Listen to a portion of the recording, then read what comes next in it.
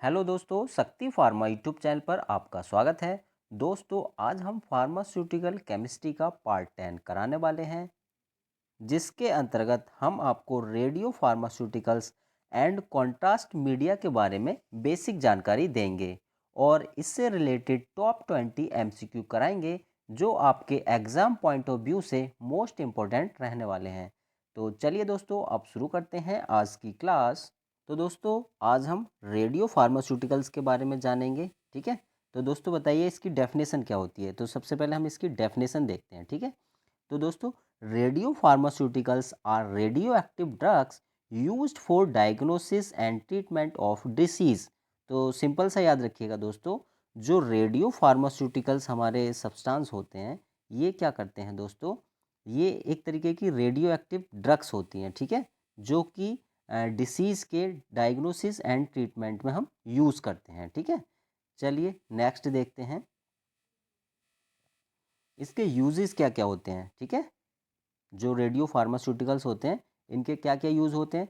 तो दोस्तों, इसका यूज़ किया जाता है डायग्नोसिस में। ठीक है, डायग्नोसिस यानी जैसे ऑर्गन्स की हमें इमेजेस वगैरह लेनी हो, तो उसमें हम यूज़ करते हैं रेडियो फार्मास्यूटिकल्स का। ठीक है, और कैंसर थायराइड के ट्रीटमेंट में यूज़ करते हैं हम रेडियो फार्मास्यूटिकल्स ड्रग्स जो होती हैं। ठीक है, रेडियो एक्टिव जो ड्रग्स होती हैं, कैंसर थायराइड के ट्रीटमेंट में यूज़ की जाती हैं। ठीक है, और ऑर्गन्स के इमेजिंग के लिए डायग्नोसिस में यूज़ की जाती हैं। ठीक है, चलिए अब हम नेक्स्ट देखते हैं।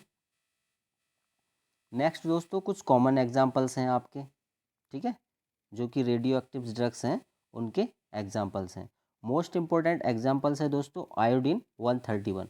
अक्सर एग्जाम में इसके बारे में पूछ लिया जाता है कि जो आयोडीन 131 है, वो किसके ट्रीटमेंट में यूज़ होता है। तो दोस्तों नोट कर लीजिएगा, this point is very important. ठीक है, थायराइड डिसऑर्डर ट्रीटमेंट में हम आयोडीन 131 का यूज़ करते हैं। ठीक है, नेक्स्ट है आपका टेक्नीटियम 99M। इसका यूज़ क्या करते हैं हम, इमेजिंग ऑफ हार्ट की इमेज लेने में, और लीवर किडनी के इमेजिंग में हम टेक्नीटियम 99M का यूज़ करते हैं। ठीक है, और मोस्ट इम्पोर्टेंट है दोस्तों आपका कोबाल्ट 60।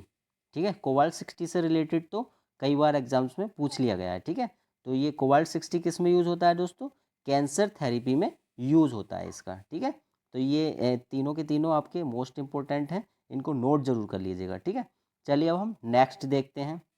तो दोस्तों, जो रेडियो फार्मास्यूटिकल्स हैं, उनकी प्रॉपर्टीज़ क्या क्या होनी चाहिए, एक बार ये हम देख लेते हैं। ठीक है, तो ये क्या करते हैं दोस्तों, emit radiation alpha beta gamma rays. यानी कि दोस्तों ये जो है अल्फा बीटा गामा रेज जो रेडिएशन होते हैं, उसको उत्सर्जित करते हैं, उसको छोड़ते हैं। ठीक है, तो ये रेडियो फार्मास्यूटिकल्स जो हैं अल्फा बीटा गामा रेज का उत्सर्जन करते हैं। ठीक है, और क्या है, शॉर्ट हाफ लाइफ। इनकी जो हाफ लाइफ होती है बहुत ही शॉर्ट होती है। ठीक है, जो कि बॉडी के लिए सेफ होता है। ठीक है, शॉर्ट हाफ लाइफ जो है होनी चाहिए इनकी, जो कि बॉडी के लिए सेफ होता है। Should be sterile and pure. ये जो है आपके स्टेराइल एंड प्योर होने चाहिए। ठीक है, ताकि बॉडी के लिए हार्मफुल ना हो। चलिए अब हम नेक्स्ट देखते हैं। दोस्तों, इसके एडवांटेज क्या क्या होते हैं, रेडियो फार्मास्यूटिकल्स के एडवांटेज बताइएगा। तो इसके जो एडवांटेज हैं दोस्तों, एक तो ये अर्ली डिसीज डिटेक्शन, यानी डिसीज़ को बहुत जल्दी ही डिटेक्ट कर लेता है ये। ठीक है, अर्ली डिसीज डिटेक्शन, डिसीज़ को बहुत जल्दी डिटेक्ट कर लेते हैं ये रेडियो फार्मास्यूटिकल्स। और इनका जो डायग्नोसिस होता है एकदम एक्यूरेटली होता है। ठीक है, चलिए नेक्स्ट देखते हैं अब। दोस्तों, अब इनके डिसएडवांटेज के बारे में देख लेते हैं। ठीक है, रेडियो फार्मास्यूटिकल्स के क्या क्या डिसएडवांटेज होते हैं।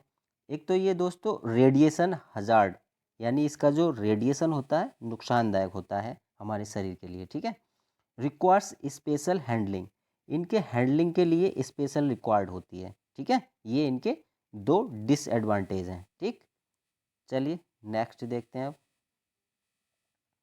नेक्स्ट है आपका स्टोरेज एंड हैंडलिंग।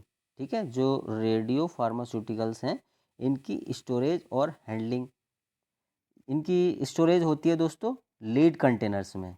कई बार पूछ लिया जाता है कि जो फार्मास्यूटिकल्स जो आपके प्रोडक्ट होते हैं या ड्रग्स होती हैं, ये कैसे कंटेनर में स्टोर की जाती हैं। तो it should be stored in lead containers. ठीक है, जो कि रेडिएशन से प्रोटेक्शन करते हैं। ठीक है, और दोस्तों इसके जो हैंडलिंग के लिए जो है ट्रेंड पर्सन रिक्वायर्ड होता है, ठीक है। इसके जो हैंडलिंग के लिए एक ट्रेंड पर्सन चाहिए हमें, जो कि रिक्वायर्ड होता है, ठीक है। चलिए नेक्स्ट देखते हैं अब हम। नेक्स्ट पॉइंट आया आपका दोस्तों कॉन्ट्रास्ट मीडिया।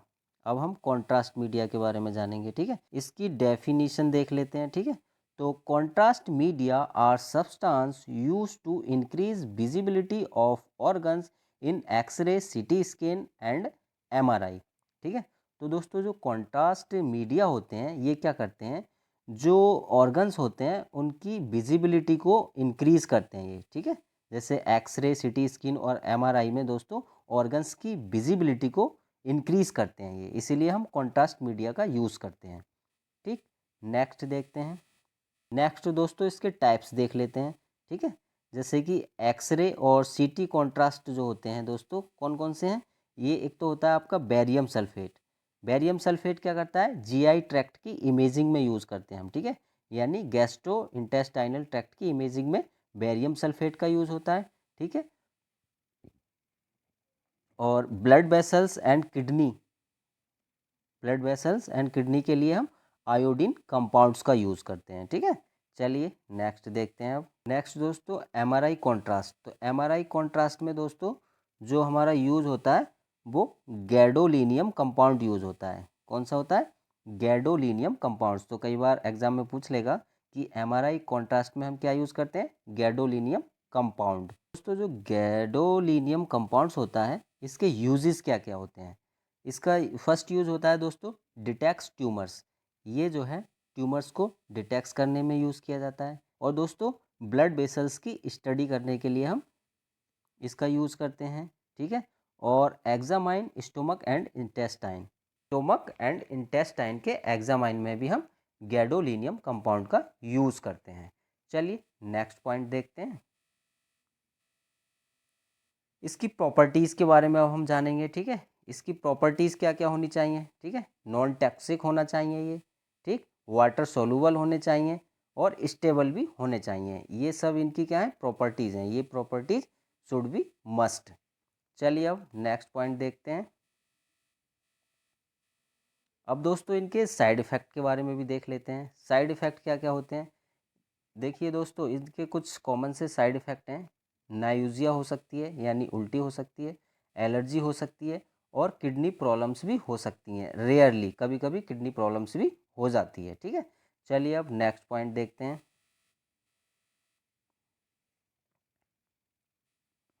आइडियल रिक्वायरमेंट्स देख लेते हैं, क्या क्या रिक्वायरमेंट्स होती है। दोस्तों सेफ एंड नॉन टॉक्सिक होने चाहिए ये, ठीक है। इजीली एक्सक्रेटेड होने चाहिए, ठीक है। यानी इनका जो एक्सक्रीशन है इजीली होना चाहिए। और इनका जो कॉन्ट्रास्ट है वो शुड भी गुड होना चाहिए, ठीक है। चलिए नेक्स्ट पॉइंट देखते हैं। दोस्तों एग्जाम पॉइंट ऑफ व्यू से आपके लिए कुछ एग्जाम पॉइंट समरी है जो कि आपको नोट कर लेनी चाहिए, ठीक है। तो फर्स्ट है आपका रेडियो फार्मास्यूटिकल्स, ठीक है। तो ये आपको पता होना चाहिए रेडियो फार्मास्यूटिकल्स क्या होते हैं, radio active drugs for diagnosis and therapy, ठीक है। ये क्या है, रेडियो एक्टिव ड्रग होती हैं जो कि थेरेपी एंड डायग्नोसिस में यूज़ की जाती हैं, ठीक है। कॉन्ट्रास्ट मीडिया क्या होता है दोस्तों, कॉन्ट्रास्ट मीडिया का काम होता है इम्प्रूव इमेजिंग विजिबिलिटी, यानी इमेज की इनका काम होता है दोस्तों, जो ऑर्गन्स की इमेज होती हैं उनकी विजिबिलिटी को इम्प्रूव करना कॉन्ट्रास्ट मीडिया का काम होता है, ठीक है। अब कुछ इंपॉर्टेंट एग्जांपल्स हैं रेडियो फार्मास्यूटिकल्स के। एग्जांपल्स कौन कौन से हैं, आयोडीन 131 और टेक्नीटियम 99M। और कॉन्ट्रास्ट मीडिया के दोस्तों बेरियम सल्फेट एंड आयोडीन। तो ये दोस्तों काफ़ी इंपॉर्टेंट पॉइंट है, इनको आप नोट कर लीजिए या फिर स्क्रीनशॉट भी ले सकते हैं आप। तो चलिए दोस्तों अब हम radio pharmaceuticals and contrast media से टॉप 20 MCQ डिस्कस करते हैं। क्वेश्चन नंबर है 181, the most commonly used radio nuclide in nuclear medicine is. तो बताइएगा दोस्तों जो न्यूक्लियर मेडिसिन है इसमें सबसे ज़्यादा यूज़ होने वाला रेडियो न्यूक्लाइड कौन सा है। Option A iodine 125, B cobalt 60, C technetium 99M या डी यूरेनियम 235। तो दोस्तों हमारा जो करेक्ट आंसर होगा option C. Option C is correct answer, यानी टेक्नीटियम 99M जो है वो सबसे ज़्यादा यूज़ होने वाला है हमारा न्यूक्लियर मेडिसिन में, ठीक है। अच्छा दोस्तों, कोबाल्ट 60 के बारे में आप बताइए, क्योंकि कोबाल्ट 60 से रिलेटेड एग्जाम्स में कई बार पूछ लिया जाता है। तो दोस्तों कोबाल्ट 60 जो होता है वो हमारा कैंसर थेरेपी में यूज़ होता है, ठीक है। तो इसको आप ज़रूर नोट कर लें, किस में यूज़ होता है, कैंसर थेरेपी में इसका यूज़ होता है, ठीक है। और जो टेक्नीटियम 99M होता है दोस्तों, ये क्या करता है, image of heart, liver and kidney में हम यूज़ करते हैं, ठीक है। यानी हार्ट, किडनी और लीवर की इमेजिंग में हम टेक्नीटियम 99M का यूज़ करते हैं, ठीक दोस्तों। चलिए अब हम नेक्स्ट क्वेश्चन की ओर चलते हैं। क्वेश्चन नंबर है 182। टेक्नीटियम 99M इमिट्स मैनली। तो बताइएगा दोस्तों, जो आपका टेक्नीटियम 99M होता है ये किस तरीके की किरणें उत्सर्जित करता है, ये बताना है हमें। अल्फा रेज, ऑप्शन बी है beta rays, C gamma rays and D है एक्स रेज। तो दोस्तों याद रखिएगा, इंपॉर्टेंट क्वेश्चन है। जो टेक्नीटियम 99M होता है ये हमारा गामा रेज को उत्सर्जित करता है, ठीक है। तो ये आप नोट कर लीजिएगा, इंपॉर्टेंट है, ठीक है। चलिए अब हम नेक्स्ट क्वेश्चन की ओर चलते हैं। क्वेश्चन नंबर है 183। The ideal half life of radio pharmaceuticals should be. तो बताइएगा दोस्तों, जो रेडियो फार्मास्यूटिकल्स की हाफ लाइफ है वो कितनी होनी चाहिए। Option A very long, B moderate, C very short and D infinite. तो हमारा जो करेक्ट आंसर है option C. Option C is correct answer, यानी वेरी शॉर्ट। तो याद रखिएगा, half life of radio pharmaceuticals should be very short. चलिए अब हम नेक्स्ट क्वेश्चन की ओर चलते हैं। क्वेश्चन नंबर है 184। Radio pharmaceuticals are stored in. तो बताइएगा दोस्तों, जो रेडियो फार्मास्यूटिकल्स हैं वो किस में स्टोर किए जाते हैं। प्लास्टिक बॉटल्स में, लेड कंटेनर्स में, ग्लास बॉटल्स में, या फिर डी स्टील कंटेनर्स में। तो इसका जो हमारा करेक्ट आंसर होगा ऑप्शन बी, यानी लेड कंटेनर्स। तो याद रखिएगा, रेडियो फार्मास्यूटिकल्स हमारे जो स्टोर करे जाते हैं वो लेड कंटेनर्स में स्टोर्ड करे जाते हैं। इंपॉर्टेंट है दोस्तों ये भी। चलिए अब हम नेक्स्ट क्वेश्चन की ओर चलते हैं। क्वेश्चन नंबर है आपका 185। Iodine 131 emits. तो ये भी दोस्तों इंपॉर्टेंट क्वेश्चन है, इसको भी आप नोट कर लीजिएगा। ये पूछ रहा है कि जो आयोडीन 131 है ये किस प्रकार की किरणों का उत्सर्जन करता है। Alpha rays, option B beta and gamma rays, C only gamma rays and D only beta rays. तो हमारा जो करेक्ट आंसर होगा ऑप्शन वी, ठीक है, यानी बीटा एंड गामा रेज, ठीक है। तो ये नोट कर लीजिएगा, आयोडीन 131 जो है हमारा बीटा एंड गामा रेज का उत्सर्जन करता है, ठीक है। और ये अभी आपको बताया था दोस्तों, जो गामा रेज है ये जो है टेक्नीटियम 99M उत्सर्जित करता है। ये भी आप नोट कर लीजिएगा, कौन, टेक्नीटियम 99M जो है वो हमारा करता है गामा रेज का उत्सर्जन, और आयोडीन 131 करता है बीटा एंड गामा रेज दोनों का उत्सर्जन करता है, ठीक है। चलिए हम नेक्स्ट क्वेश्चन की ओर चलते हैं। क्वेश्चन नंबर है 186। The unit of radiation dose is. तो बताइएगा दोस्तों, रेडिएशन डोज की जो यूनिट होती है वो क्या होती है। Option A becquerel, B gray, C metre and D kelvin. तो हमारा जो करेक्ट आंसर होगा ऑप्शन वी, यानी ग्रे, ठीक है। तो जो रेडिएशन डोज की यूनिट होती है हमारी वो ग्रे होती है।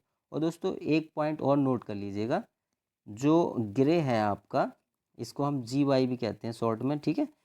ग्रे को क्या कहते हैं, GY। तो 1 GY इक्वल टू 1 जूल होता है आपका, ठीक है। ये नोट कर लीजिएगा, 1 ग्रे इज इक्वल टू 1 जूल/kg। ये भी आप नोट कर लीजिएगा, ठीक है। यानी 1 ग्रे इज इक्वल टू 1 जूल/kg, ये आपको याद होना चाहिए, ठीक है। चलिए अब हम नेक्स्ट क्वेश्चन की ओर चलते हैं। क्वेश्चन नंबर है 187। Radio pharmaceuticals are mainly detected by. तो बताइएगा दोस्तों, जो रेडियो फार्मास्यूटिकल्स होते हैं वो किसके द्वारा डिटेक्टेड होते हैं, ये बताना है हमें। Microscope, B gamma camera, C thermometer and D ECG. तो हमारा जो करेक्ट आंसर होगा ऑप्शन बी यानी गामा कैमरा। ठीक है, तो गामा कैमरा हमारा करेक्ट आंसर रहेगा। चलिए नेक्स्ट क्वेश्चन की ओर चलते हैं अब हम। क्वेश्चन नंबर है 188, ए रेडियो फार्मास्यूटिकल्स मस्ट बी। तो बताइएगा दोस्तों, जो रेडियो फार्मास्यूटिकल सब्सटेंस है वो कैसा होना चाहिए? Highly toxic, sterile and pyrogen free, या फिर कलर्ड होना चाहिए, या फिर इंसोलुबल। तो हमारा जो करेक्ट आंसर रहेगा option B is correct answer. ठीक है, तो रेडियो फार्मास्यूटिकल्स जो सब्सटेंस है must be sterile and pyrogen free होना चाहिए। ठीक है, चलिए अब हम नेक्स्ट क्वेश्चन की ओर चलते हैं। क्वेश्चन नंबर है 189, the process of radio active decay is.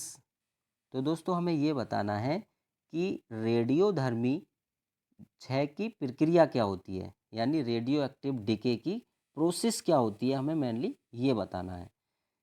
कैसी होती है? केमिकल रिएक्शन होती है, फिजिकल प्रोसेस होती है, बायोलॉजिकल प्रोसेस होती है, या फिर मैकेनिकल प्रोसेस होती है। तो दोस्तों इसका जो करेक्ट आंसर होगा ऑप्शन वी यानी फिजिकल प्रोसेस।